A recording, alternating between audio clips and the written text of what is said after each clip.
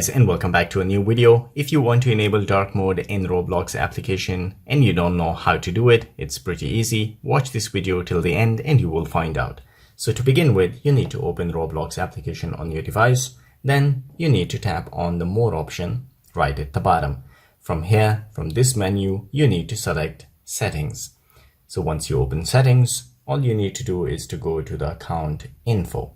Once you tap on account info, it will bring you to the information that you fill in creating your account, everything, display name and everything. You will find it here.